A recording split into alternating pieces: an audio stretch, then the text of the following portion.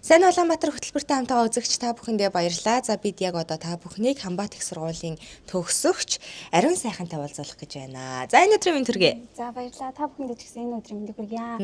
Хол газраас зориод ирж байгаад маш их баярлалаа. Баярлалаа. За хоёлаа бас сургуультай суралцаад төгсөөд одоо ажиллаад явж байгаа юм хүн байгаа. Сургуулийнхаа талаар болон яг өөрийнхөө яг суралцах болсон энэ түүхээсээ хоёлоо эргээд хуваалцвал.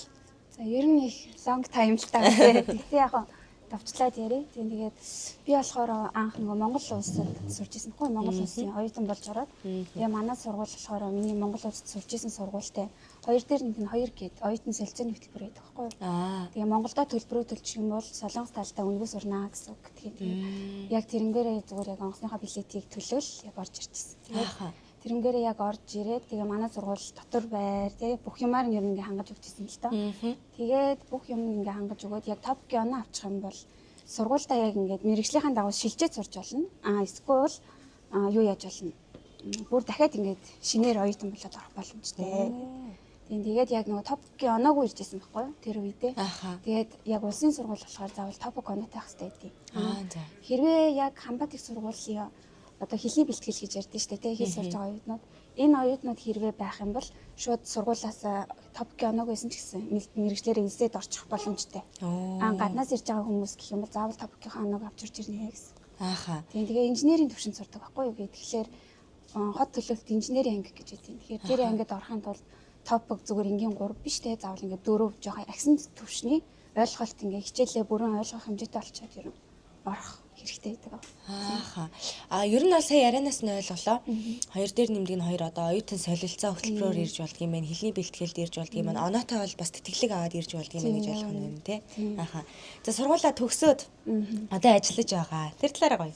Тий бас надад бас нэг гоё том боломжууд бас ингээ олцсон л та. Тэгээд хүн болгонд ер нь боломж гарч ирж штэ тий. Тэгээ хичээгээд ах юм бол тэгээ болтгол юм шиг байна гэх.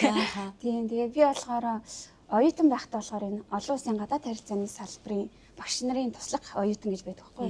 Тэрийг яг 3 жил хийгээд тэгээд энд ажиллаж байхдаа манай сургууль одоо энэ хажуу талд бас байгаа л да. Тэр нь болохоор нөгөө мэрэгжил ингээд зуучилж өгдөг тий ажлын байранд зуучилж өгдөг бас тийм хэсэг байгаа байхгүй юу. Тэгэхээр тэрэнд бас ингээд сургуулаа төгсгөөсөө өмнө би ингээд бүртгэл хийлгэсэн байсан. Тэгээд яг ингээд солонгос хэлээрээ бас ингээд ойлголцож чаднаа тийм мэрэгжлийн хичээлүүдийг ер нь сайн ойлгож байгаа. Тийм учраас ингээд намайг бас ингээд ажлын байран дээр гарахад дэмжиж туслаад өгөөрэй гэдэг бас бүртгэлийг хийлгэчихсэн юм. Гадаад оюутан гэлтгөө яг солонгосын өмдсөн оюутнууд гэсэн хийлгэчих байгаа байхгүй. Тэр нөхцөлтэй бас ингээд бүртгэл хийлгээд тэгээ бас яг мэрэгжлийнхэн багш нартай аягуулсан харьцдаг байсан. Тийм. Багшаа ингээд би төгсөөд энд ингээд ажиллах хэрэгтэй байна тийм. Би одоо ингээд сурцсан байгаа хэрнээ тэрийг ингээд яг сурсан хэсэг нь яг үнэхээр мэддэхгүй байна. Тийм тэгээд ингээд яг мэрэгжлийн төвшөнд мэдсэн хэрнээ яг ингээд дадлахчаад бас өөрийн болгоод авчмаар байна гэдэг энэ талаараа багш нартай аягүй их ярьдаг байсан. Тэгээд төгсгөөс яг 3 сарын өмнө дадлага хийж гисэн. Тэр нь болохоор манай яг мэрэгжлийн ангийн тэр хот төлөвлөлт инженерийн салбарын багшийн одоо тэр институт гэж байдаг шүү дээ. Одоо судалгааны төв гэж байдаг байхгүй. Хот төлөвлөлт инженерийн судалгааны төвд 3 сар дадлага хийхээр болоод тэгээд яг дадлага хийж авах хугацаанд за ер нь төгсөөд шууд ажлын байран дээр гарахад болох юм байна. Ямар гоё юм бэ. Тэгээд шууд ажилдаа орж ирсэн. Ямар гоё юм бэ. Хамбат их сургуулийн хамгийн гоё зүйлийг 3 хаан үгээр тодорхойлоод хэлвэл. За хамгийн гоё бас бусад сургуулиас илүү онцлогтой зүйл нь гэх юм бол нэгдүгээрт улсын сургууль гэдгээр даваа талтай. Улсын сургууль гэдэг нь мэдээч одоо төлбөрийн уян хатан байдлыг тэтгэлэгтэй энэ бүхэн ингээд дагалдж байгаа. Улсын сургууль гэдэг нь юугаараа даваа талтай вэ гэхээр хувийн сургуулиудын одоо нэг семестрийн төлбөр гэж байгаа шүү дээ. Тэр нь доор хаяж 3 сая воноос эхэлж байгаа гэсэн үг л дээ. Тэгэхэд манай сургууль болохоор сая 900 мянган воноос эхэлж байгаа. Тэгээд мэрэгжлийн ингээд сонгоод инженерийн төвшөнд орох юм уу, хүмүүлийн салбар руу орох юм уу тийм ингээд яг энэ салбар сургуулиудаа сонгоод орох юм бол яг жоохон хамгийн өндөр төлбөр байлаа гэхэд бол 2-500 хавцаа. Энэ нь болохоор яг инженерийн салбарын ангийн оюутан гэсэн үг л тийм. Тэгээ хүмүүлийн салбар нь бол тэрнээс доошогоо. Хамгийн үнэтэй нь л одоо бусад сургуулиудаас сонсох юм байна. Тэгээ дээрэс нь яг ингээд сургалтын төлбөр эхний ээлжинд мэдээж би он цааваач үгүй ч мэдэхгүй шүү дээ тийм учраас тэрийгээ сайн судалж иж ингээд орхон зөвлөлтөө хүүхдүүд тэгж өрөө их ордог. Хоёрдугаарт нь ингээд их юм бол юу байх хэрэгтэй байгаа юм.